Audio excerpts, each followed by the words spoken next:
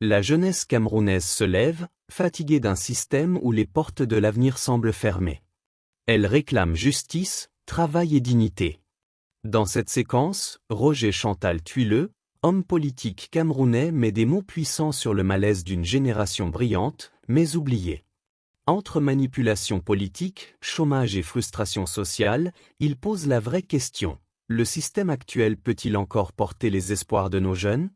Une réflexion poignante sur le Cameroun d'aujourd'hui et celui que la jeunesse rêve de bâtir demain. Alors Roger Chantal Thuilleux, il parle du cas de la Ménoire, le cas de par exemple. Il y a eu d'autres régions également ou d'autres parties du pays qui ont connu beaucoup de remous. Cette semaine, il y a eu une interpellation d'un certain nombre de personnes, notamment le professeur Abba Oyono, Anissé Ekane, Njekam Kamini. Est-ce que ces personnes-là interpellées font suite ou alors sont des personnes plus ou moins soupçonnées d'avoir un rapport avec tout ce qui se passe pendant ces élections? D'abord, je voulais rentrer sur les jeunes. Quelle est cette jeunesse qui est permanemment manipulée? Un rapport de l'UNESCO, je vous le donnerai tout à l'heure, il est dans mon téléphone, installe la jeunesse camerounaise parmi les mieux formés intellectuellement d'Afrique. Vous comprenez? Vous et moi avons été à l'université, vous et moi également. Nous avons des jeunes bien formés. Et pourquoi quelle est cette jeunesse aller manipuler la Quelle question? est cette jeunesse qu'on manipule toujours quand elle revendique des choses pertinentes, essentielles? Elles sont lesquelles ces choses? C'est le mieux-être, c'est le travail, c'est un avenir sérieux. C'est un pays où on n'achète pas une école pour entrer à une école à 30 millions. C'est un pays où quand on a fini à l'université, il est évident de trouver un emploi.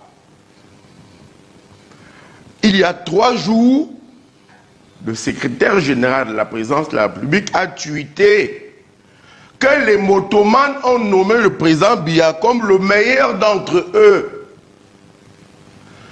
Pourquoi ces jeunes sont manipulables quand ils posent des questions qui leur sont personnelles, humaines? À l'UPC, il parlait des partis socialistes. C'est comme dans toutes les actions politiques. L'essentiel, c'est l'homme. Le centre de toute action politique, c'est l'homme. Si donc les jeunes à Tchang sont mécontents, les jeunes à Yaoundé sont mécontents, les jeunes à Maroua sont mécontents, les jeunes à Bafoussam sont mécontents, c'est que c'est l'essentiel de la jeunesse d'un pays qui est mécontente. Il faut faire le ratio, c'est ce que ça veut dire. Il faut écouter cette jeunesse. Pourquoi ils sont mécontents? Je suis allé à des endroits qui ne me semblaient pas spécialement personnels, mais vous et moi avons, pardon, on ne cite pas les hommes, mais vous et moi avons suivi le discours de campagne du secrétaire du président de l'Assemblée nationale à Maroua devant le président Biya. Vous et moi avons vu la négation de l'avenir d'une jeunesse qui pense qu'elle peut prendre la place. Vous avez vu quand ce jeune est venu enlever le micro, le président a dit « Il est avec moi dans mon bureau tous les matins, ce monsieur qui m'enlève le micro. » Ce sont ces jeunes qui posent un problème essentiel. Je n'ai pas fini, monsieur. Ce que le président Biya vous a enseigné, c'est que la démocratie, c'est écouter l'autre. Écoutez-moi. Mais ne pas mentir. Et des choses qui sont fondamentales, elles sont une jeunesse qui pose la question de son avenir. est-ce que le système politique actuel peut porter les aspirations à un avenir meilleur pour cette jeunesse? Ce sont des questions. Alors, Vous m'avez posé la question maintenant sur le professeur Abba Oyono. Et les arrêts. Si, vous allez juste après lui. Il m'a d'ailleurs semblé que vous avez dit qu'on laisse les gens Vous mentir, terminez donc sur... que les gens peuvent mentir. Vous terminez, vous sortez par là. Et chacun Sortez donc par là. Et on dira. Par là, il va prendre la parole juste derrière vous. Le président Biya, c'était à l'entame de mon propos, a dit qu'il aimerait être retenu par l'histoire comme l'homme qui a porté la démocratie. En démocratie, on n'arrête pas les gens par prévision. On les écoute.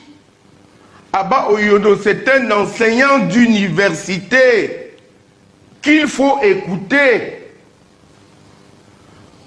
Quand nous préparions cette émission, vous et moi, vous m'avez dit, on n'abordera pas ce type de problème, ça met des gens mal à l'aise et ce n'est pas le thème de l'émission de demain.